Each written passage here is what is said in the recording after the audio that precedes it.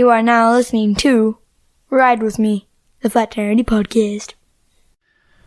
Welcome to Ride With Me, episode 66. Today is August 28, 2021. Today's guest is my brother Ricky. He came to visit again. I don't know why. He's over there playing with the cable. Give me that cable, Mr. OCD. Give me that. No. It's mine. Stop playing around with the cable, dude. I want it. Okay, well, just pay attention to the podcast. No, you're doing your intro. Yeah, but when I say my guest, Ricky, that's when you say hi. Oh, hi. It's me again.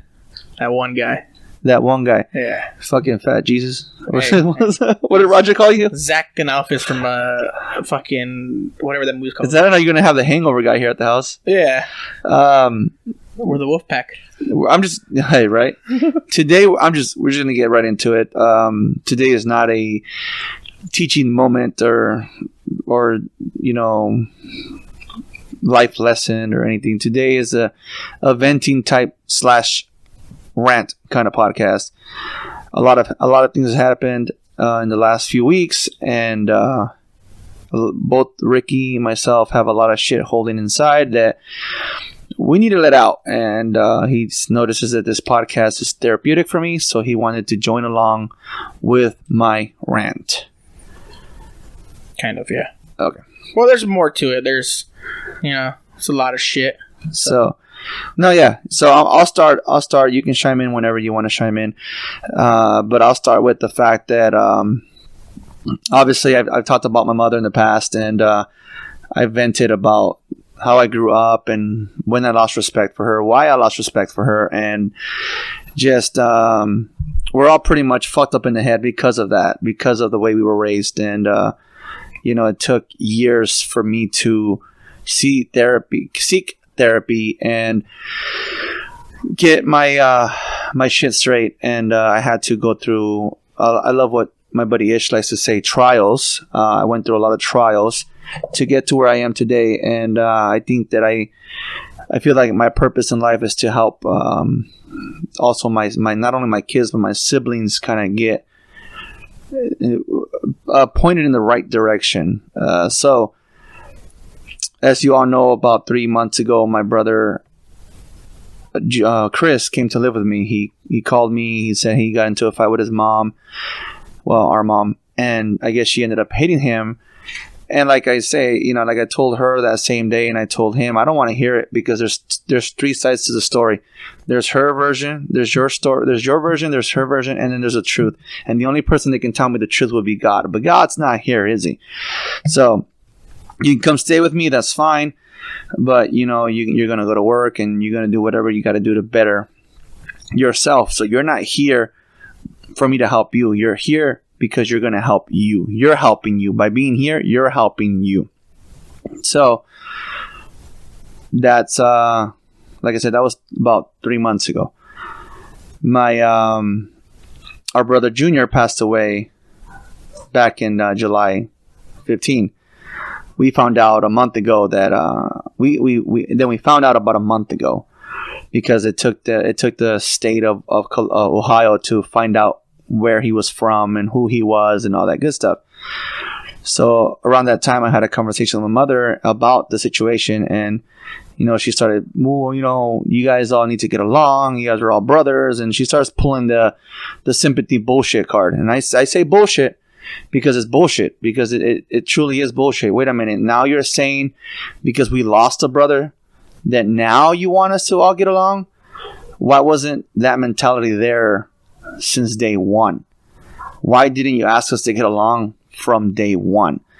And to me, what she's saying is just going through my freaking one ear out the other, because she's the one that helped us pretty much. She never showed us to respect each other. That's correct, right? Yeah, we all hate each other. Well, hated. At one point, I didn't even talk to Ricky for a good 2-3 years, because she never taught us to respect each one another, And at the moment, I happened to be the fucking victim. At the moment, I happened to be her fucking target. Mm-hmm. I am her target at the moment because Chris, my brother Chris, is staying with me. So I became that fucking bad guy again. Am I correct or am I incorrect? No, you're correct. So, this is why we're fucking venting today. So, I end up telling her that day when she tells me that we all need to get along and we all need to get along. And I tell her, yeah, and she's like, well, I don't even know where Chris is at. And I'm worried. I'm like, well, guess what? Chris is with me. A few of us knew he was with me, but none of us wanted to tell you that he was. Because we knew that you were just going to give me hell. Again. No, yeah, you're right. So, my wife is like, Andy, do the right thing. Let her know. But I have my sister on speaker, and she says, don't tell her. I have this guy on speaker, and what do you say? I said, fuck that. That was his response. Then my other brother, he said the same thing. So there's 5 of us that don't want us to tell our mother that Chris is here. Just so she won't give me shit. Perfect. Okay, cool. Like I said, the day that we found out that our brother Junior had passed away, she called me, we talked, and I told her, Chris is with me. Stop worrying about his safety. He's with me. He has a job. He's doing good. He's fine. So that was that. And I just, like I said, she's saying, well, Ricky needs to get along with the brothers he has here. He doesn't even talk to them or blah, blah, blah, blah. And I respond with, what about so-and-so? I go visit you guys. He doesn't fucking talk to me. So if you're going to try to set this rule onto Ricky that he needs to talk to his siblings, well, you need to set the rule to everyone. Mm-hmm. To everyone. Because when I go visit you, this one doesn't talk to me. I didn't do shit to him. I didn't do fucking Kevin Hart. You didn't do shit to me. I didn't do shit to him. I didn't do shit to him.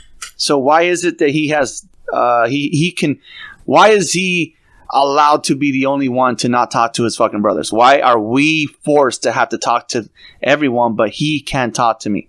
Or whatever the case would be. So I started telling her that, and I don't think she liked that very much. I just recently found out because he's the fucking golden child. Yep. So, that fucking explains it. So, okay, she doesn't want to hear it. I kind of sensed a little hostility in her voice, so I said, fuck it. I'm going to drop this one. So, again, that was a few weeks ago. So everybody knows that I went to go visit my grandmother in Texas, and I went to go visit her to check on her mental state. In 1988, she lost her only son in a motorcycle accident. In 88, he was only 19 years old. I only have one memory of him that I can think of is during Christmas, one of the Christmases before he passed away. He bought Albert and myself like this army gun set. And we were all freaking pimped out, and this is like a rifle, a gun, a grenades, like those little toy sets. And he was chasing us around the house. Yeah. And that's the only memory I have of him. So, she lost her son at an early age. She lost her husband 8 years ago, and now she loses her son. Like I said in the previous podcast, she raised him. So this is technically her son, my brother, but my grandmother's son. Then I went to go check on her well-being, her mental state, and she seemed fine. She was like, mijo, I didn't even cry when my own son died. I'm fine, but thank you for coming. And, what do old people like to do? They like to talk. She starts telling us stories of when I was a little kid, This is Wedo Ricky, same thing. We call him Wedo because he's light skin as fuck. Anyways, she's telling me stories. She's telling us stories of me as a kid. She said she was telling us that, I was always sick. I always had a cold. I always had a runny nose. I was always sick because she never had me. She never had me covered. She never had me, protected from the cold or anything like that. And she started telling us about the times where she did what was find her in this one house at in the downtown Oxnard, like down the street from where the movie theater is at. There was this old house. I don't know if you remember Colonia on Cooper and Hayes in the corner. There's like this white house just like 3-story white house. Kind of. Okay. Vaguely. Okay, well, this house, there used to be one similar on downtown, like I said, downtown, down the street from the movie theater, from the Plaza Park, and she was always there. So she was telling us this story of her always being there. So as she's telling us this story, I'm getting flashbacks, and these flashbacks are dreams that I always thought they were nightmares. Yeah. And it was always the same to me. It was always the same nightmare of her getting off the bus. For those of you that know Oxnard, this is how very clear this dream is. She is getting off the bus on C Street and 9th. So it's that one light before you get to Woolley if you're going towards like Centerpoint Mall. So if you're going, if you're going south on C Street, she gets off right there on C and 9th, right where that elementary school is at. And she starts walking in the direction of where this house used to be at. Yeah. And I am following her in tears, crying, trying to catch up to her. And it's raining. So there we go with the whole situation, that the whole grandma's story of, I was never covered. Yeah. I was always sick. So that dream came back in my mind. And I'm like, holy shit, this wasn't a dream. This wasn't a nightmare. I thought it was always a nightmare because I've always wanted my mom to love me or to approve of me or to whatever the case may be. And then damn dogs don't stop barking. And hopefully this damn recorder doesn't catch all that. That's what I thought it was. I thought it was some kind of dream or nightmare of me wanting her to love me. No, it was a fucking memory. It was a memory because, like I said, when she was telling us that, it connected because it was down the street from where this house used to be at. Yeah, that's where she got off. That was the direction she was walking towards, and I was like, "Holy shit! This is like seriously like pieces of the puzzle were being placed." You know. Then she tells us a story about when Danny wanted to come live with us, and Danny, who you thought was our cousin, he's our brother, dude. Mm-hmm. And she's telling us a story about how he packed his bag and he came over. They found us, and it was the same day. I believe I said it already in the past. It was the same day that she pulled up, and she's like, "Dude, where the hell have you guys been for the past 8 years? I've been looking for you guys. Where have you guys been?" And that was the day that I lost all respect for Alicia. I'm saying her fucking name. I don't give a shit anymore. I lost all respect for her that day, Wedo. Because for 8 years, she made us believe that our grandmother did not love us. Yeah. She made us believe that our grandmother want nothing to do with us. And made us believe that our grandmother took our brothers. Yeah. So it's like, for 8 years, I'm holding on to this hatred for our grandmother when that wasn't even the case. Mm-hmm. She pulls up at the house and she's like, "Dude, I've been looking for you guys for 8 years. Where have you guys been?" Everything that we were told about our grandmother flew out the door. And I lost all respect for Alicia that day. I lost all respect. So then we go back to Danny. Danny had his bags packed. He wanted to come stay with us. Mm-hmm. And she pretty much told him to fuck off. No, you guys can't stay here. She didn't even let him in the house. She didn't even let them in the house. And my wife's listening to the story, and she's a very visual person, and she wanted to start crying. She goes, "Andy, I'm gonna start crying," because she can picture Danny as a little boy with his bags, ready to come home, and his own mom tells him to fuck off. Yeah. So again, like I said in the previous podcast, she fucking abandoned them. So for her to fucking want his ashes is bullshit. Mm-hmm. And so, yes, it's going to be an ugly episode. She'd do that in my face too. What now? That when we're arguing, she'd do that in my face. She's like, "You don't know what it's like to lose a son," and like she did that in my face. But she didn't lose a son in reality. Yeah. So she. Okay, so fast forward. Obviously, that's what happened. That grandmother, like I said, old people, they're talk deprived. So she talks, and she talked about my childhood, and like I said, pieces of the puzzle were added. It makes sense now.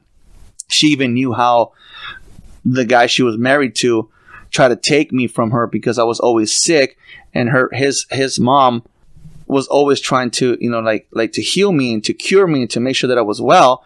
And she even called my grandmother and told her, look, I try my best to make sure this kid is healthy, but she doesn't fucking listen and she doesn't fucking get it. And we're done. We just can't do that anymore. And, and I remember being picked up from that guy's house. That memory is still there. Yeah. Also, again, another piece of the puzzle kind of clicked in. It wasn't a dream. It was, I always remember that. I always remember the fact that I was at this house and cops picked me up and then they took me back to my mom. Never, ever, ever did I ever see that house again. Yeah. As an adult, I knew where that house was. I can take you to that house right now. I know exactly where the house is at, but does that guy live there? Who knows? I mean, this is fucking 37 years ago, And so fast forward to what has happened a few weeks later. That this is the reason why Wedo's here today. He needed to get away. He needed to get the hell out of that toxic environment. So she sends me. So it's already been kind of hostile with you, right, at the house? Oh, very, very. Where you've been coming over more often. Oh, this is over a pizza box. Oh, yeah. Go ahead. Tell us that story about the pizza box. Oh, my Lord. So, I was at work, and Diablo, or one of the homies, Diablo, Snapchats me. One of the homies. I'm sure he's nowhere close to a homie. And, well, not anymore, apparently, because it's all his fault. Because, so he comes over, we're all playing, and the thing about Adrian is when we have people over... Okay, hold on. Okay, there we go. I wasn't going to say his name. You did. Adrian is the person that does not talk to me when I go visit. And I've done nothing to him. So, continue. So, normally when people show up, he goes to the room and hides. But we offer him, hey, play with us, hang out with us, eat food with us, But he won't do any of those. The only thing he'll do is eat. If we're playing Mario Party, we'll need a fourth person. We'll ask him to play with us. But because it's somebody that he doesn't know, he won't play with us. So, that day was me, Angel, and Diablo. We were playing Mario. We were playing Smash Brothers, and we got hungry. So I said, "Hey, cool, I'll order pizza for everybody." So I did. The pizza got here. Everybody ate. I offered some to Adrian. He took 4 slices into the room with them and ate. And I said, "Okay, cool, whatever." There's only one person who didn't eat because I didn't offer them pizza, and it's the black sheep of the family. Don't like that person, so he's the only person I did not offer pizza to. So, and for the record, that guy put himself there. So, yes. Just for the record. He actually took... What's stupid... He actually took my title. Remember, I've been the black sheep for a long time. Well, what's stupid, because he should have been dead from lung cancer, I think is what he said. Yeah, I thought he had lung cancer. Lung cancer, heart disease, I don't know what other symptoms he's talking about. So, anyways, we clean up the switch, we clean up the mess, and the empty boxes are there. The trash can's full, so I'm like, hey, I'll pick this up in the morning. Don't pick it up. He says, okay. So, go to sleep. Obviously, it's my day off the next day. And I'm tired from work. Something he knows nothing about. So I wake up around 12-ish because, I slept in. Because, oh, cool, I don't work tomorrow. I'm going to get to sleep. Wake up. I go to the restroom in the kitchen.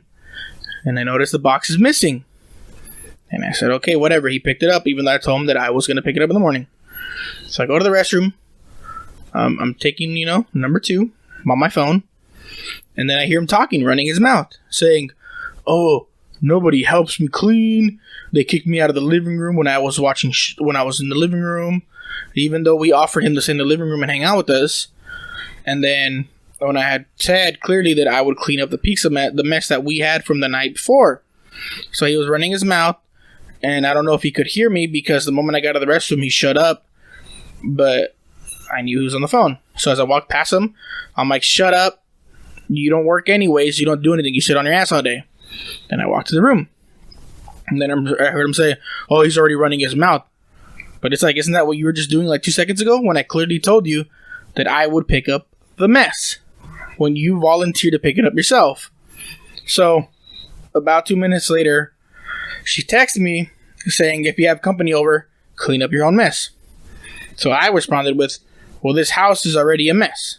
Because one of the things he also complained about was we put a blanket over Pops, the old dog that we have, Cheeto, because he can't take care of himself. So Peas all over the floor, poops all over the floor, and it will sit there for about 2 to 3 days marinating, and he will marinate over it. So, since we had company over, what I did was got the blanket, put it over the pee that he was not going to clean up. Fortunately, Pops was, again, sleeping in his own pee. So the blanket had to go over him, because when he wakes up, he cannot get up, so he starts crying and screaming real loud. Now, this is a dog that's like 13, 14 years old, and he's like, has dementia or some shit like that? Yeah.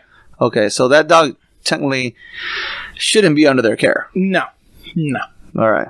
And so, what makes it funny is it adds to the story about this kid doesn't know what a real job is at all. Because the dog, just barks. He'll walk around. He's got dementia, so he walks around. I think he's partially blind because he walks around. He'll get stuck under a chair, under a desk. He'll get stuck under something or just get stuck. And he'll start screaming and yelling real loud. And they're too lazy to get up. Whether like you see the distance between me and you? Yeah. That's how far they are from him. And they'll let him bark for like 30 minutes. Because they won't do anything. Because, he'll get himself stuck again. It's like, that's not the point. So, the problem is, he complains like, I've been telling her to put the dog down because he's gone already. And he keeps me up past 2 o'clock in the morning and I can't sleep late. Or I waking up before 5 or whatever. It's like, well, you don't do anything. You sit on your ass all day on your phone. So what incentivizes you to give you what? Why do you get an option if she, gets this dog taken to the vet and put down? You have no say in the matter because you don't have a job. You're not going to pay for it. So, back to the original story. That's the pizza box. Yeah, so that's what started this whole conversation or this whole argument and this whole fight. So was literally a fucking pizza box. So you told him I'll clean it after myself. Yeah, he took it upon himself to clean it. Yeah, but with the purpose. Yes, to start bullshit. Yeah, to instigate shit. Because that's what he is. He's a fucking instigator. And we're talking about a kid that's freaking 20 years old. He's not a 5-year-old. He's not a 15-year-old. He's fucking 20. This is what pisses me off. He's 20 years old and he's pulling this fucking bullshit. And I have a feeling that listens to my podcast because one of them does, because here we go. We're going to go to fast forward. So ever since then, Ricky Weddle here has been coming over to the house. He's been like, this is the third time he's come over here, and I appreciate it. But for what purpose? To get the hell away from his own bed. Because his not even a bed, it's a couch. Well, you know what I mean. Your own room. You pay rent there. That is your room. That is your. That's where you live, and you don't even feel comfortable living where you pay rent, because you pay rent. So, and you shouldn't even be paying rent. You shouldn't even be living there. And we'll get there later. So, I have a feeling that one of those, because we have. Like I said, we have a lot of siblings. And sadly, those siblings were on my fucking podcast. And here we are fucking venting about them. So much for brotherly love, right? So much. You should rename that podcast. I'm going to have to rename that podcast. So much for brotherly love. Yeah. So, fast forward. Again, he's been coming over. Chris has been living here with me. And out of the blue, I'm sitting down on my... on my kitchen table editing a podcast, and out of the blue I get this long paragraph from our mother, and she's attacking my wife. I mean, she's attacking me, accusing me of poisoning her kids' minds. She calls my wife the Queen of Oxnard and how she's not going to bow down to her. She is reminding me of an event that happened in 2004. She is throwing in my face why my brother Alex doesn't talk to me. And, then she says, then she says I can take Ricky next, meaning bring him to live here next. And then she calls our brother Chris, her son, weak. She calls him weak. Why? Why is he weak? Because he left a toxic environment and came home? I mean, not home, but he left a toxic environment and came to me? That makes him weak? I don't understand how that makes a person weak. He didn't choose drugs He didn't choose the streets. He didn't choose, to end his life. He chose to call his older brother for help. But that makes him weak. That's how it is. I'm see, I started off my podcast kind of chill. Now I'm pissed. So, what makes it worse, like the fact that I'm here, the fact that he's here, the fact that somebody else is coming to visit, not stay but visit in like a few hours. When we were all grown, like once you left, we grew up as we all hated you. You were a fucking asshole because of her. Like she said all this shit about you, all this bullshit, but it's like as we got older and we realized what a fucking liar she is and all the shit she puts us through, and it's funny how the game changes. So it's funny that you said that. Well, I always say funny, but it's a trip. You say that because I said in a previous podcast episode, I talked about the day that Chris went to the store, went to get a phone, and came back with the bill bigger than I thought I told him he needed to get. Yeah, he was so fucking afraid. He was so afraid to tell me that his bill was going to be $150. Why? And I told him, don't be afraid of me, dude. Is it because of? And we both finished our sentence, the same sentence, because of what she said. So I believe you. I believe that she brainwashed you guys like there's no tomorrow. You guys are little kids, of course. Of course. When I left in 2004, how old were you? Freaking 11 years old? You were born in 93, right? Yeah. You were not even 11 years old. You were 10 and a half. I left, and of course she's going to fucking brainwash you guys. And it's what they say. The truth eventually comes out, and that's the one thing that she fucking doesn't realize, that the older we get, look, I gotta back up from the microphone because that thing says I'm yelling. It's like it's picking up me as yelling. So, and I believe you. I believe the fact that she told you guys this because she did that same bullshit about her own grandmother. Her own mother. She turned us against her own mother. There she is. So I believe that. No, I completely believe that. Because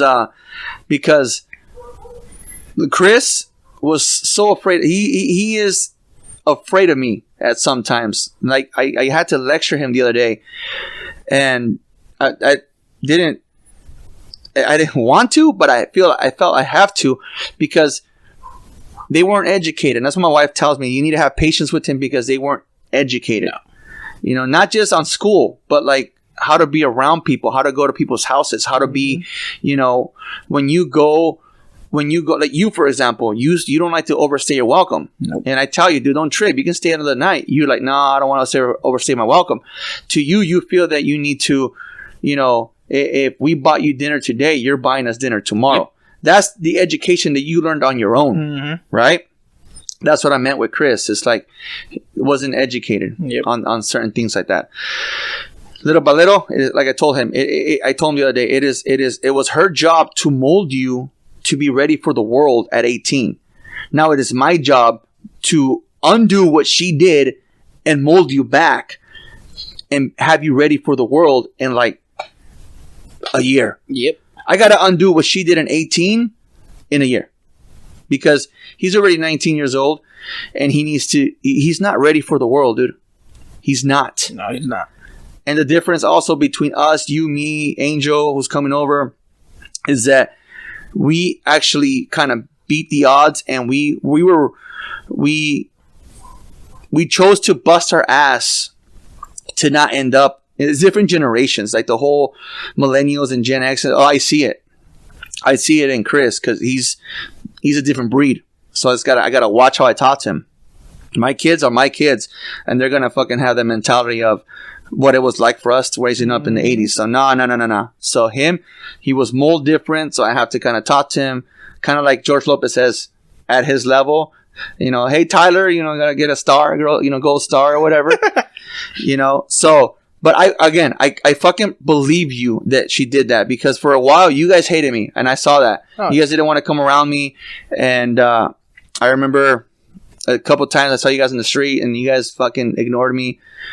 But I get it. It wasn't your guys' fault. Again, that's what you guys were told, and you guys are to believe what your mother says. And I feel like that's part of the reason why I ended up having this no bullshit attitude where I got an issue with you, even at work, I tell you to your face.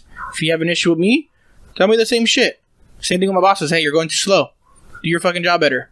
And I think shit like that is part of the reason why I have that kind of mentality where I'm not afraid to tell people shit in front of their... Even if it gets my ass beat, or I get into a fight, or I get fired, that's what ended up happening. Is because it's better to hear it from that person instead of hearing it around. Like, exactly. No, tell it to my face. Say it to my face. Mm-hmm. And like I tell my boss all the time, is my goal. When you tell me something, it is my job to make sure you don't tell me again. Mm-hmm. So this is kind of the same bullshit. It goes back to learning from how we were fucking raised, and so again, I believe that. So I get this text message, right, and I just respond. I'm gonna read exactly what I freaking said. I'm going to read to you guys exactly what I said. I responded with, I don't know what the fuck you're talking about, but thank you for reminding me why I keep my distance from Oxnard. You're right. Karma will catch up to me. Thank God I go to church. You should learn to appreciate the few people that help you before it's too late. And when I said that, I meant that about you. Because you're the one that's living there. You're the one that's paying her rent that she shouldn't even be collecting. Mm-hmm. That apartment that she lives in is a government funding or Section 8 or whatever the fact may be. So she shouldn't even be you shouldn't even be living there. And especially paying fucking rent. Mm-hmm. So I responded with that. She never hit me up. She never responded back. Perfect. I ended the conversation. Go from there. I think this was a Wednesday. I believe this was a Wednesday. Thursday comes around and I'm getting calls from my wife. Hey, they just called Chris. They were talking shit to Chris, and I'm getting calls from Ricky. I'm getting calls from my sister. Like, what the hell's going on? What, Alicia's saying this. Alicia's saying that. So, what did I do? Oh, that same night, didn't you get into it with her? Mm-hmm. And I can plug in the audio to the podcast? If you, I think... I have it. How long is yours? It's like 2 minutes. I think it's technically 4 minutes. I'm not going to go on a 4-minute conversation. Well, I'm not going to put a 4-minute audio on here. I'm just probably going to put like a minute. It's 2 minutes and 12 seconds. Okay, so what happened that same day about this? Like the same day she texted me this? Yeah. What happened that day? Why was she so fucking pissed? So what happened was I'm playing with the homie. Fucking homie. Felt like a nerd that lives with his fucking mom in the basement. Okay, no, actually, it's Adam. Okay, and he's got a child and a girlfriend, and they live on their own with his brother. Good. So we're playing, me and the homie. We're playing some Destiny, and we're playing Destiny. Fuck off. Oh no. And so we're playing, and she walks in, and she's like, in a very calm and like relaxed voice, hey, can we talk? So I was like, okay, I guess, whatever. Here we go. There was a sigh there. I was like, oh, here we go with this shit. So I said, okay, whatever. Close the door because I don't want any fucking metiches because Adrian's a little fucking instigator. And, trust me, I saw that. Yeah. So she closed the door and I don't even get a word out. She's just talking. She's like, I don't want anybody to be calling anybody the golden child. Whatever happens between you and Junior or you and him and then you and Adrian, it's between you guys. If you guys want to talk to each other, that's fine. But, well, she first said, if you don't want to talk to them, that's fine. If you guys don't want to talk to each other. So she pretty much kind of like said, oh, if you don't want to talk to them, that's on you. Yeah. Remember? And then she added if you guys don't want to talk, then she added if you guys don't want to talk to each other, you guys, as in like, all of you combined don't want to talk to each other, that's fine. She's like, but I don't need anybody saying this person's the golden child or whatever. And I forgot what else she said. And I was like, well, you got involved the moment you gave me shit for a mess when this whole house is a mess. And then that's when she started going off, talking shit, defending Adrian. And she started going off and how, and then it was brought up to like the rent money, how much I pay her. And that this was her yelling. She was like full on like, oh, I heard the audio you sent me. Like, yeah, she immediately started yelling, like veins popping, like started going off. I'm like, am I gonna get a chance? Because I would try to talk, and she'd yell over me, and like in a calm voice, I'm like, are you done? I'm like, can I talk? Yeah. And so she was just screaming, and like she's like, fine, what do you have to say? What do you want to say? Like screaming. I'm like, can you shut up for a minute? Let me talk. And she's like, don't tell me to shut up. Don't you ever tell me to shut up. This is my house. I'm like, first of all, this is the government's house. It's not your house. I'm like, and I can prove that with one phone call. And that's what kind of threw her off. You pissed her off by threatening her. Yeah, even more. You fucking guy. And so that's when she started going off even more. And she's like, well, Angel and Vanessa paid $300 and they had the living room, this and that. I'm like, well, I requested the living room. I'm like, I had a studio apartment set up, a studio set up for myself. But you said, no, I'd rather have you live here where it's safe and you don't get your shit robbed. So I'm like, well, you told me to come here. Yeah. I didn't want to come here at first. Yeah. So then she's like, oh, well, they paid $300 and they got the living room. I'm like, I asked for the living room. I didn't ask for the room. You gave me the room. And then she started mocking how, oh, Alejandro said this about me, this and that, like mocking that I was crying or whatever. And the rest of it. It's sad that she's 56 years old and she fucking acts like a fucking child. Yeah. Well, because like with Chris, like adding to that, the problem is when they got into it, she yelled, she punched him. The sad part is I believe his story over hers. I sadly believe his side of the story over her side of the story. And here's the thing, that when she goes in, when she calls me and she tries to tell me something that happened with you or something that happened with Chris, or it's like, lady, I fucking know you for 39 years. Nothing you can say is going to make me take your side. Nothing you can say is going to make me believe you. But see, the problem is all the people that she knows, or like the people that come over and help her out and stuff, like same thing with they don't see that. They don't see that, and they only see and hear what she says. And the problem is she plays the victim card so well because she's so used to playing it. She'll start fake crying. She'll start doing this thing where she's like holding her fucking chest. Yeah, she's been doing that. She's been doing that since she was 30, or dude. like a panic attack or whatever. Like she even says in the audio, "Oh, well, I'm gonna leave before I have a heart attack." Yeah, it's like, she did. It's like, well, then why are you screaming and yelling? I'm not yelling. You wanted to have a conversation, lady. So let's fast forward to the next day. So again, my wife calls me, hey, they're blowing up Chris's phone. They're saying something about you and blah, blah, blah, blah. I call Güero. I'm like, Güero, dude, I'm going to call Adrian right now. Güero says, no, you need to call her instead. Because if you call him, it's going to get worse. So I wish I would have recorded this one, but I didn't. I didn't have the time. But I called her. She answered. And I'm like, hey, I'm going to try to be as calm as possible. But that went out the door. I'm going to be as calm as possible. And that fucked me over. And I don't understand why every time you have a problem with one of your kids, my name always gets brought up.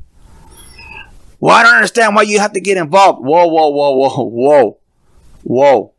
You got me involved the moment you sent me this fucking text message, and out of everything in here, you're attacking my wife for what? What reason did you have to attack my wife? Well, you said, and then I'm like, then that's just like, she started saying that. Remember that day that we went to go visit? She wasn't there, but you guys were there. Angel, you, one of you guys' friends. Yeah. And we ordered pizza. That was the there we go again. Pizza box. Wasn't he there? He was there, right? Both of the younger ones were there, right? Yeah. So Adrian and Junior were there also. And what do brothers do when they're in a room and there's fucking pizza and maybe some drinks? And what are we doing? We're fucking bullshitting. We're talking shit to each other. This guy throws in my face how I was obsessed with Britney Spears. I throw in his face something else, and it keeps going back and forth. We're all having a good laugh. And then apparently the reason why she sent me this text was because I said, at least I don't live at mommy's house, which was to you. And in what form? Joking. Thank you. Here's the problem. She doesn't understand sarcasm. She doesn't. She takes shit up the ass so seriously. It's like I can make a joke about the dogs. She'll take it seriously. So I told her, when she tells me that, I'm like, are you fucking serious? This shit was 5 months ago. Do you know what the problem is? You don't know how to take a fucking joke. And she's like, oh, I'm so sure it was a fucking joke. I'm like, you know what? You need to grow the fuck up. It is time. You grow the fuck up.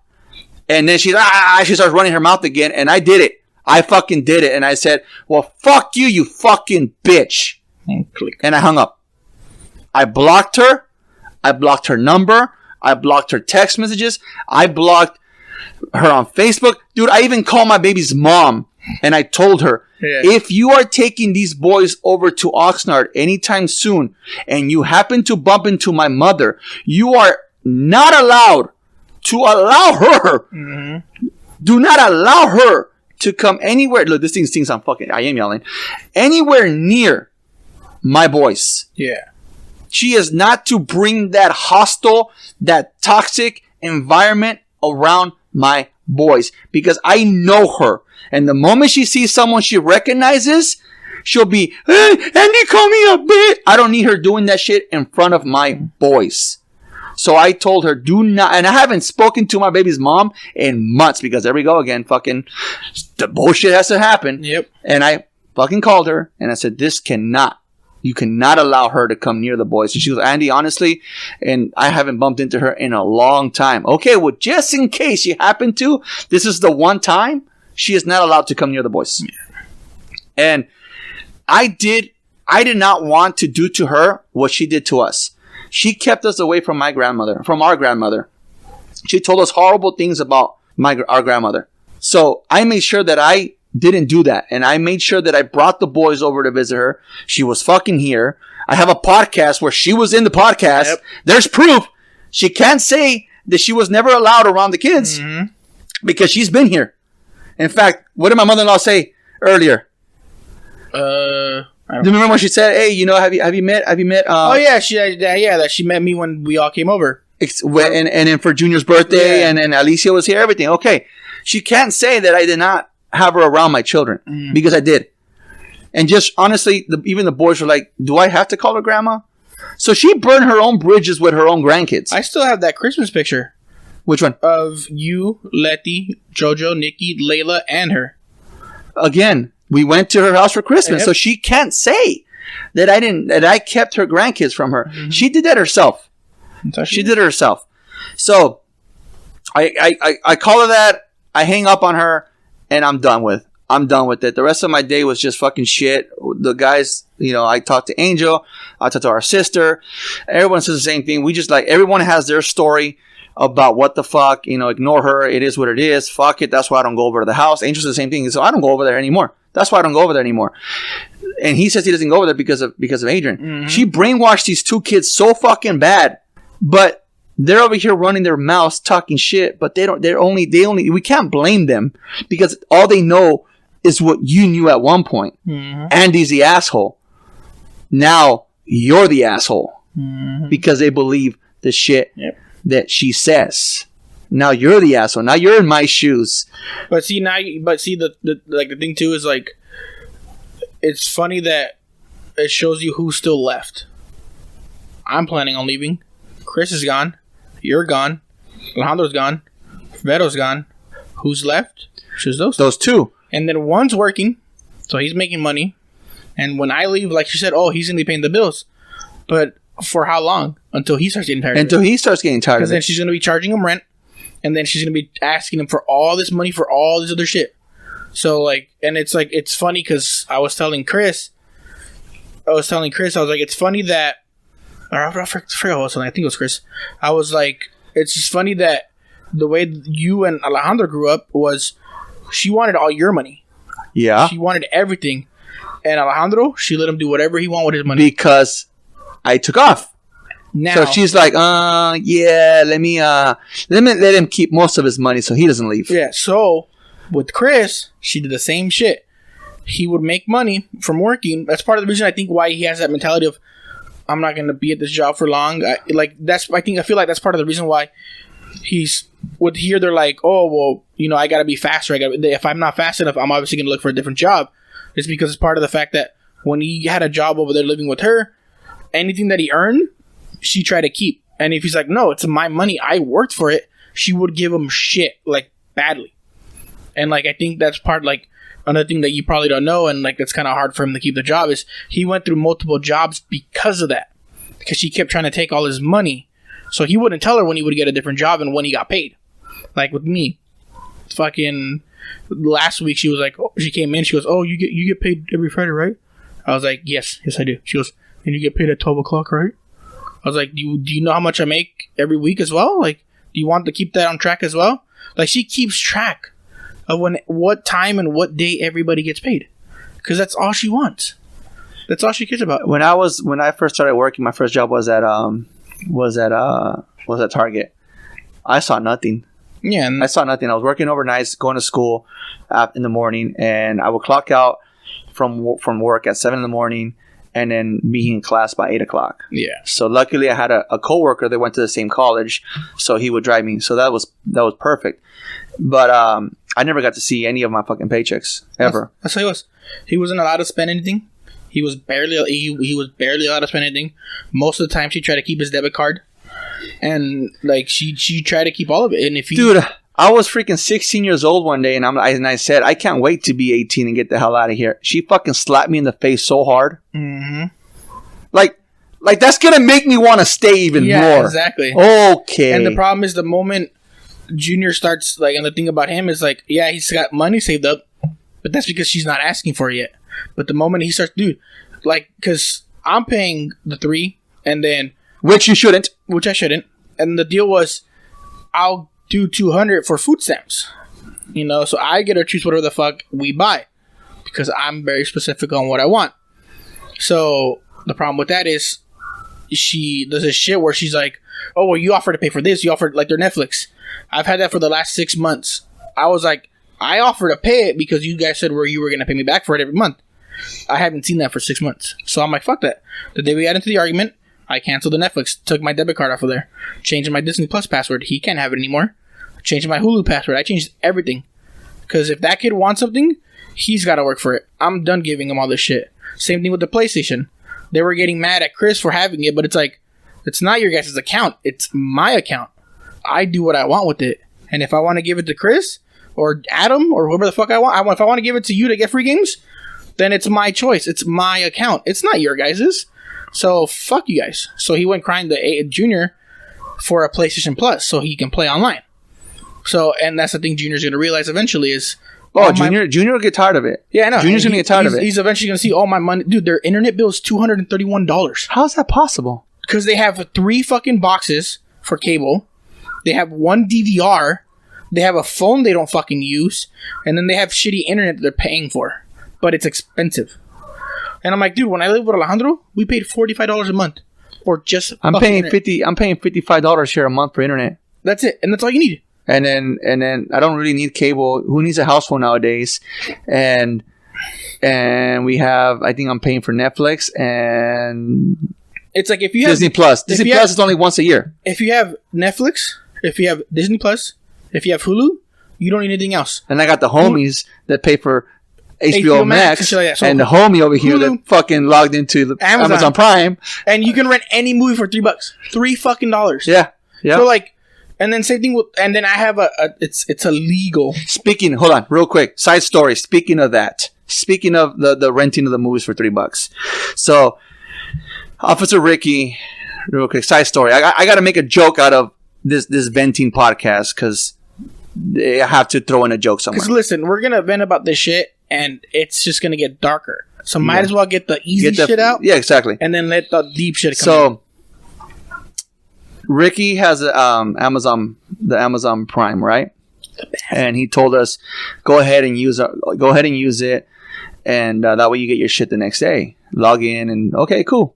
So one day Nick realizes that his debit card is being charged $3 here, $3 there, renting a movie, $16 here. Total like $40-some. So I told him, kid, wherever you have your debit card, go in and remove them because the kids have a debit card. They have their own debit card. Remove your card from wherever it's at. So then I start looking at the history on the Amazon, and I noticed that it's on Ricky's Amazon account. Yeah, Officer Ricky's Amazon account, not this Ricky. And I'm gonna hit him up. Hey, dude, can you do me a favor? Can you kind of like glance at the records because Nick has been charged multiple times. And he looks into it. He said, I can't find anything. So I sent him a screenshot. He goes, oh, shit.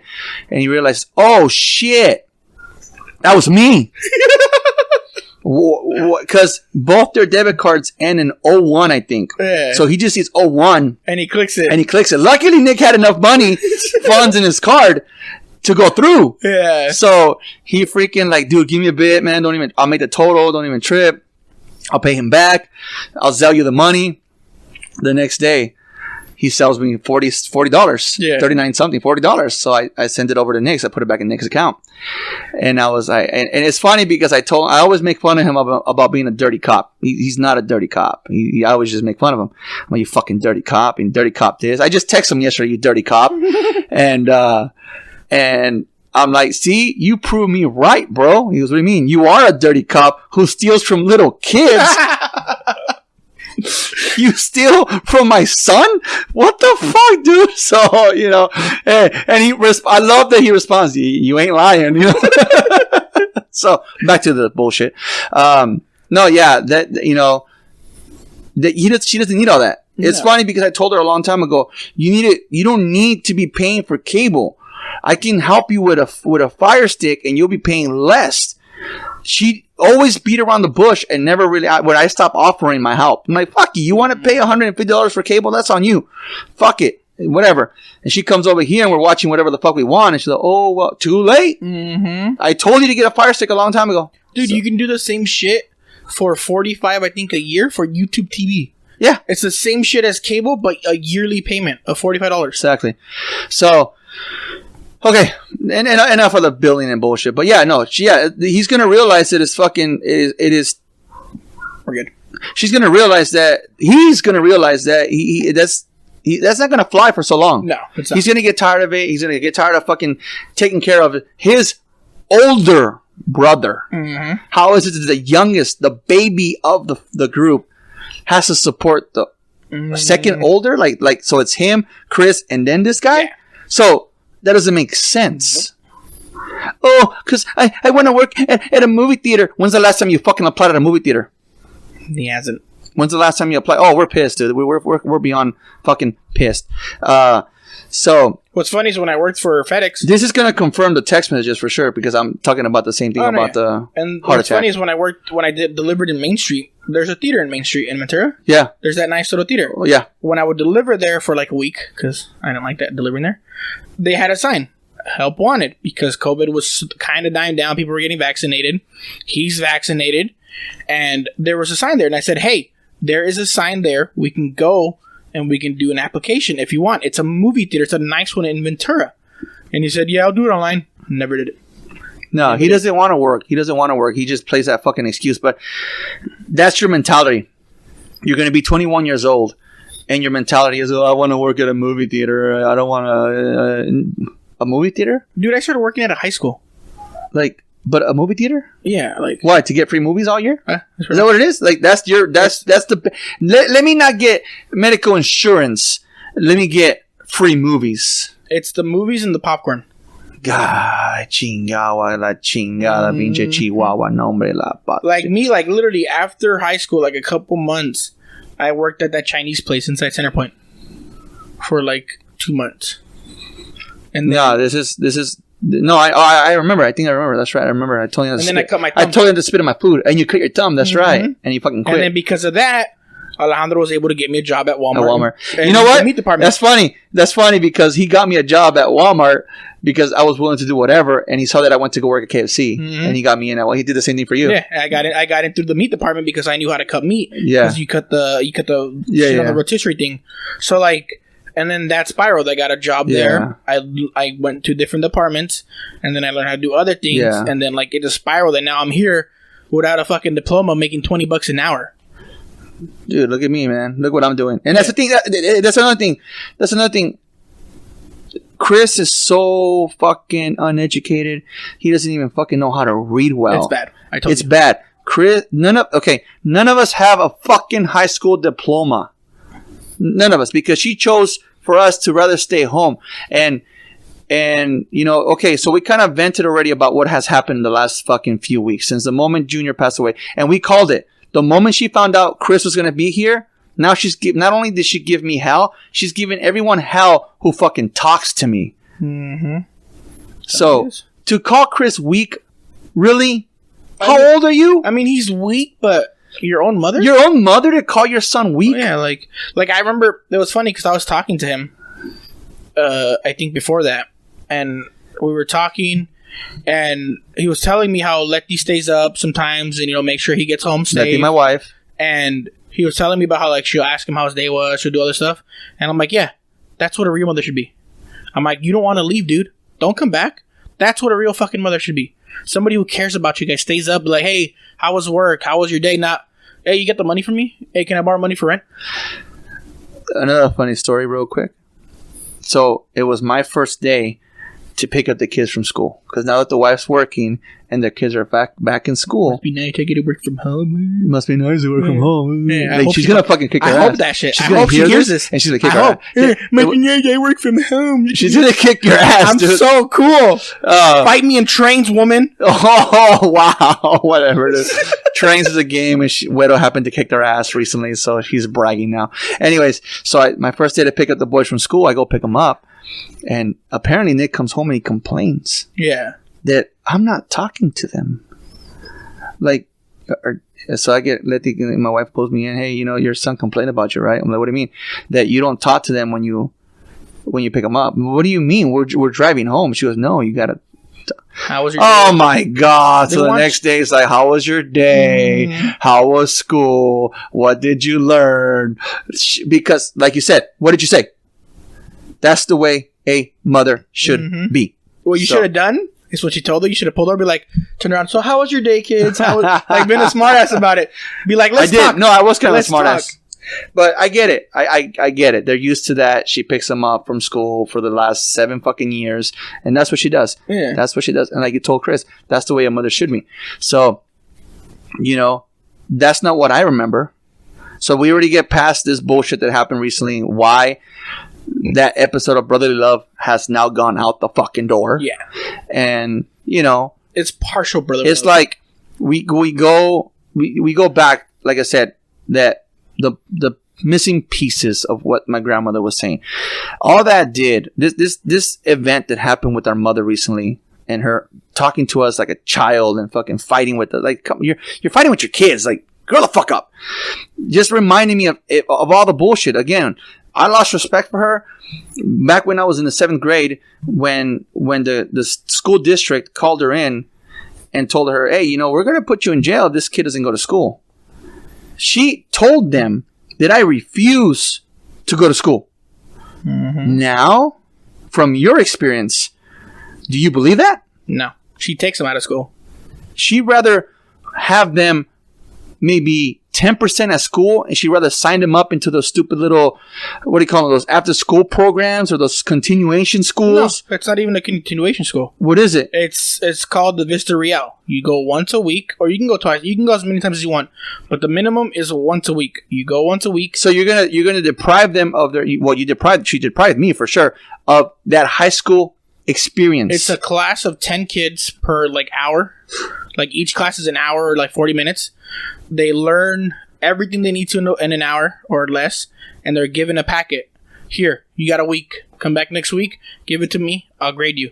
Rinse and repeat for That's not the same thing as going to real school. If it was up to me, like me and Letty were telling Chris about Junior, I would rather go back to school and redo it if I could with a better outcome than what I had happen. Yeah.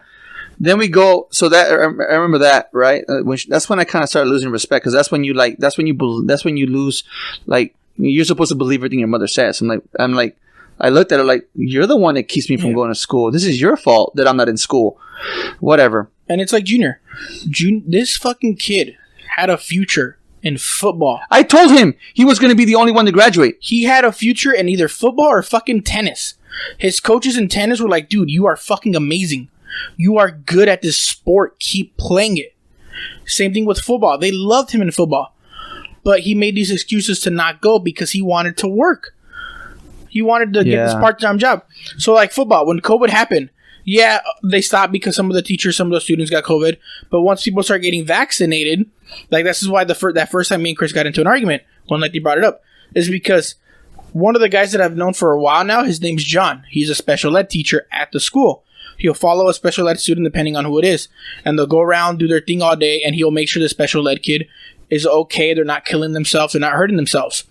So he gets paid to help the coach at the school for football. So we're talking about it, and we were talking about it, and he's like, yeah, the students had practice again. They started up again. If you're immune, you bring your card and you can start practicing. They had their first game and shit like that. So he just stopped showing up. He just stopped showing up to the school altogether and stopped showing up to his practice and his online. Dude, he had online classes and he failed every single one for a semester and decided not to go to practice. And so he messed up his career in possibly football and a scholarship in football. I told him one day, dude. It seems like you're on the right path to be the only one from all of us to graduate. Yeah, he had a future in either football or tennis or even both if he wanted to. But why? Because he wanted to fucking work. And she was okay with it because at the end of the day... Instead of saying, no, son, stay in school because school is more important. But because she can see short-term money out of it. And it's like something I was trying to tell Chris before we got into that fight that day when he went to sleep. Yeah, he's got money saved up. But in reality, a shitty job like that, you're going to take home $20 a year. If he stayed in school and finished and did college, he's going to be making triple that in a month playing football or fucking tennis. Yeah, and like, and then not only did he get the scholarship or whatever, he took an education as well. Yeah, so he can get a job anywhere, and if football didn't work out, he can get a degree. They would have been paying for his fucking school, and he would have been playing football, getting paid to play in college. Yeah. Dude, some shit that he loves, that is fun, and he can get out of this, but he rather work a job that pays minimum wage. I remember, dude. Back when I was in, I think, 9th grade, I had to kick the door down because she didn't let me take my backpack because she bought me that backpack. Oh, my God. Yeah. So I kicked the door down. I grabbed the backpack and said, I'm going to school. And 2, you didn't buy me this backpack. Our neighbor Luis gave it to me. Yeah. I grabbed the backpack. And I went to school and I kind of ran to catch up because when that went down, I told my friend Luis, do me a favor, buddy. Please do me a favor. Please just take my brother to school. Take my brother to school and I will catch up to you later. And when they walked away, I came back and I kicked the fucking door down. I grabbed the backpack and I went to school. Because her excuse was like, you only go to school for your friends. Like, that's what half of school is. That plus... getting a fucking education. I'm not going to school because for my friend. I had one friend, Luis. That's the only friend I had. Yeah. Luis was the only fucking. Remember we call him Bill and shit. Yeah. He's the only fucking friend I really had in their school, and then I had a couple other ones. Yeah, but he was when he fucking transferred to a different school. I was fucking heartbroken because now I had no one. Yeah. So now it's like you don't have to go to school. Fuck it. Oh well, I don't have no one to talk to. So I kind of did. It sucks because you miss so much school. That you come back to school to start your 10th grade, they have no fucking history of you ever being in that school, that they start you all over again. Mm-hmm. So now I'm pushing fucking 17 years old and a sophomore. They're like, yeah, no, this kid's not going to graduate. This guy's going to be 18 next year. He's barely a sophomore. They sent me to one of those schools. Yep, those shitty schools. But I wasn't learning anything from there. That's why at 18, I waited for my friends to graduate high school, and I went to college, and I took some classes. But that was all me now.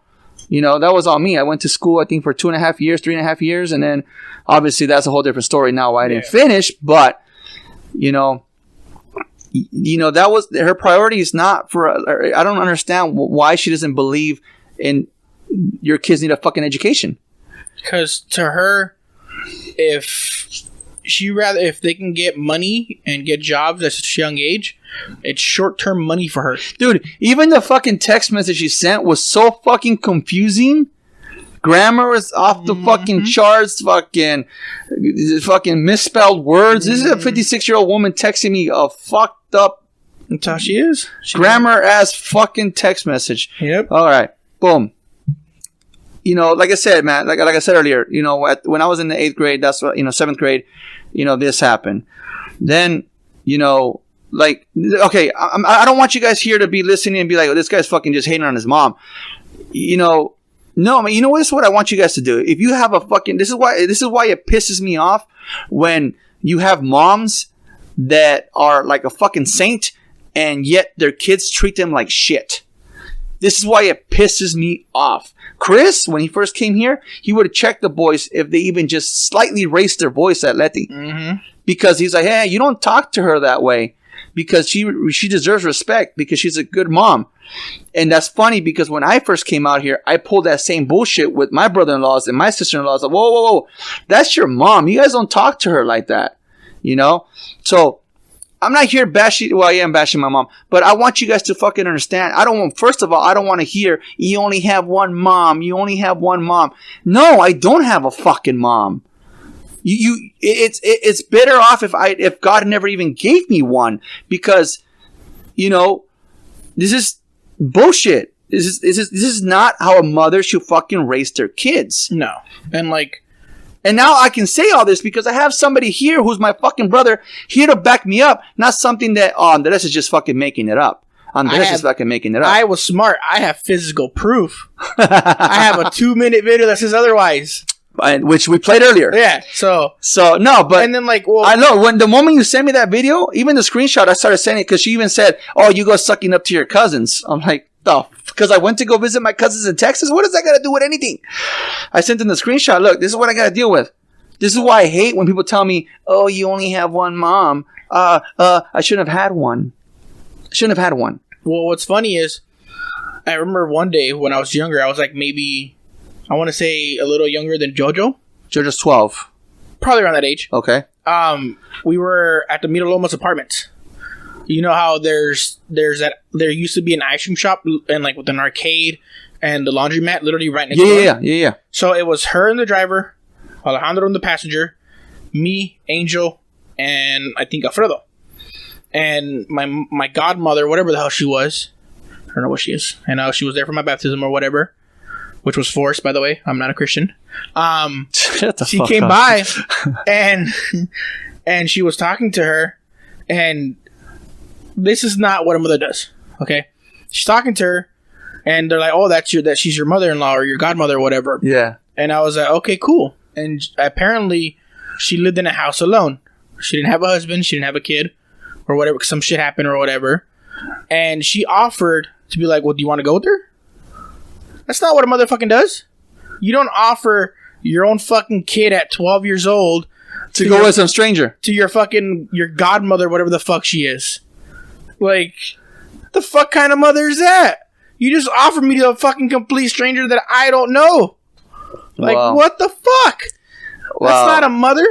That's a lady who's in it for the money. Well, I have a story for you. This is a story that I've never fucking said ever. And, I just recently told my wife, because my wife likes to joke around, likes to play around, and sometimes her hand goes, close to my rear, and I don't fucking like it. I snap at her. And, again, I've never shared this story, but my wife only knows. And obviously, your 37 listeners are going to know. And obviously, my 37 listeners are going to know.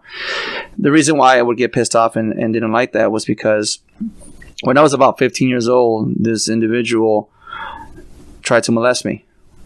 He wasn't successful. He didn't succeed because I fucking ran out of there so fucking fast that, the first thing I go do is I go find my mother and I tell her, and she fucking plays it off like that's normal. Are you fucking serious? It's not. But you're 15 years old, so you don't know otherwise, but whatever. It is what it is. When I was finally long gone, years later, 22, I was working at Home Depot, and I remember that same fucking individual walking out of the store with two of my little brothers, and I fucking ripped him a new one, and I fucking told him that if he fucking touches my brothers, that all hell was gonna break loose, because I already fucking knew how he was, a fucking sexual predator. And I get a phone call from my mother. Why the fuck are you yelling at him? What the fuck are you causing a scene in front of my boys and this? Bitch, this guy could probably molest these kids, and you're yelling at me because I told him something? You gotta be fucking kidding me. Again, people, I don't want to fucking hear you only have one mother, because one fucking mother shouldn't allow that shit. I'm pissed again. The sad part, that's the difference between you and me, is you get angry fast. You get calm. I have like I said, I give you props in that audio because I tip my fucking hat off to you. Here's the thing though too, right now we're having this conversation. You see how pissed I am. I'm pissed too.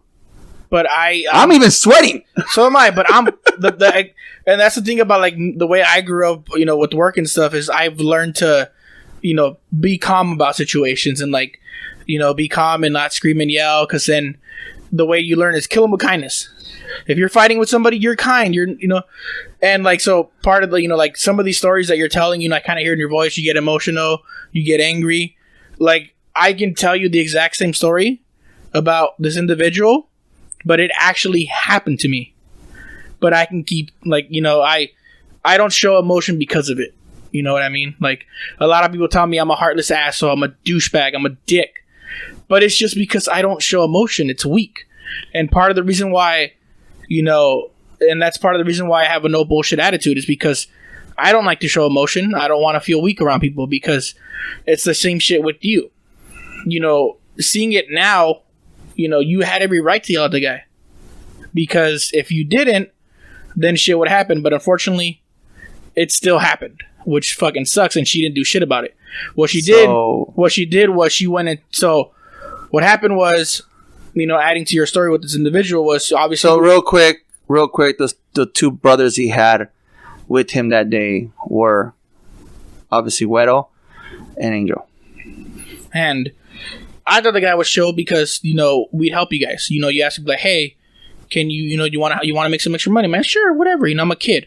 You know, I'm like 12, 13. It's money. I could buy candy. I could buy some random shit with it. So we go help him do all this shit. And slowly we earn his trust that way. I didn't know that was going to come back to bite me in the ass. Literally, sadly to say. And part of the reason why, like, I don't really, like, if you ever see me with people, I don't like being touched by random people that I don't know. Like at work, people try to give me a hug or whatever, and I shut down. I like hunch in, even if it's a girl I like. I don't like being touched. And if it's like you, Nikki, Jojo, Chris, or whatever, I'm cool with it because you guys are my brothers. You know, I know nothing's gonna happen to me. But like I play this strong person, but I always look over my shoulder. I don't trust anybody because of that. Because when we were living in like this makeshift garage that he made for us to stay when we had nowhere to stay, he did shit to me, gave me $5 and said, if you tell anybody, I'm gonna kick you guys out. The problem is I knew if he kicked us out, we were gonna end up back in the streets, camping at the beach. So I let it happen for like 2 to 3 weeks, once or twice a week. And Angel's the one who saw us in his garage one day and saw what he was doing to me and butted in and said, hey, dude, like, what the fuck are you doing? Obviously, Angel didn't know how to fight back then, so he pushed him out of the way and we took off. And, you know, we went and told her, and instead of her going to the cops, going to the police, she just went and told all the people that she knew, oh, my son got molested, this and that, and just told a story about it, but didn't do shit about it. She played the fucking victim. Yeah. She made it about her. And this is something I don't tell a lot of people. Well, you just told my 37 listeners. The only people who really know are Adam and Tony. That's it. Nobody else knows about this story. Nobody else who knew about this story. You told me. You told me the last. I just told you this recently. You told me that the last time you were here. We kind of were venting about it. You were venting in the car, and you mentioned it again. I told you from the get-go, you didn't have to say that. No, yeah. You didn't have to. But I kind of want to prove a point of how fucked up she is. Of how you say you know how people are going to say, oh, you only have one mother. No. A mother would not let that shit. If Letty found out that somebody was doing that shit with Nikki and Jojo, she would do everything she would need to do to rain hell on that person. If it wasn't for Letty, I wouldn't have custody of these kids. Exactly. So, no. Yeah, everybody has one mother, but a mother should act a certain way. It's like that picture I showed you. We weren't chosen to be had by you. You chose to have us. You should be the one taking care of us and protecting us, not the other way around. So it's shit like that pisses me off. Adding to the whole, oh, you only have one mother. No, you have one mother, but it's how she takes care of you and how she sets you up for this world. A real mother would not have let that shit happen to me. No. I mean, if she didn't know, well, she should have been aware. She was warned. Yeah. When I fucking ripped him a new one, outside of that Home Depot. She was warned. Mm-hmm. I warned her when he tried that shit on me. And she did nothing about it. She still had you guys around him. Mm-hmm. And why? Because whatever money he gave you guys for helping him went to her. Mm-hmm. And even the money he gave me to keep my mouth shut went to her. So I'm hoping one of them is fucking listening to this and they show that to her. So she knows how she fucked up. Because that changed who I was. From that point on, I was a different person. But that's not a mother. Yeah, I don't even know what to say anymore with him. It's fucked up. I know. This is why, like I said, when I finished my parenting classes and I finished my anger management classes, my probation officer came to the house. I was staying with Frank. We're renting a room. I miss that guy. I do too. He's doing good. He lost like fucking 80 pounds. What's funny is they were talking about the sanding when I came over, about the sanding the and the owner of the desk, and I was like, man, if only Frank was here. Yeah, he would have got it done. Put this shit together in 2 minutes. No, yeah, Frank is awesome, dude. Anyways, I was staying with Frank and probation officer. They're on the way. I know. I got a text message too. They came to the house. They checked. He got these, pool sticks. So we were into pool a lot. Remember? Yeah. And that man was a fucking god. Yeah. When they came to the pool, yeah. And the probation officer opened the bag and he's like, "It's not a gun, sir. It's pool sticks." Okay. Because they have to make that exit check. Make sure you don't have guns and stuff like that. I never gave them a reason to check me, check my house, check wherever I lived. But since it's going to be the last time they see me, they came over to the house. I go, okay, maybe come to the office in a week and we'll talk about your, finishing the probation. Well, okay, cool. I go over there and, he's reading me all the reports from the anger management classes, and he's reading me the reports from the parenting classes, and he tells me, based on your therapist's report, from the classes that you went to, it seems like all you've ever wanted is a hug. That's all you've ever wanted. Mm-hmm. And I don't know what to tell you, but all I can tell you is I'm not giving you a fucking hug and get the fuck out of my office. Yeah. Ricky, brother, I love you. I hardly ever fucking say that. Yeah. I do love you. I appreciate you coming over more often. I appreciate you backing me up, because like I told our sister the other day on the phone, if she calls you talking shit, all I ever wanted from you guys is to fucking back me up. Mm-hmm. I am always been the fucking target. She has always fucking accused me of shit. Anytime something went down, it was Andy's fault. I fucking love you for coming over here. Angel's on his way. Fucking, you saw I squashed shit with him. Yeah. Fucking love him too. Put that out there. He's on his way over here. Shut the fuck up. And again, I didn't ask you to share that story. No, I know. I wanted to. So, like I end every podcast, thank you for riding with me. Well, what do you want me to say? Thank you for having me. Thank you for something. Oh, I don't know. I don't know how to end these.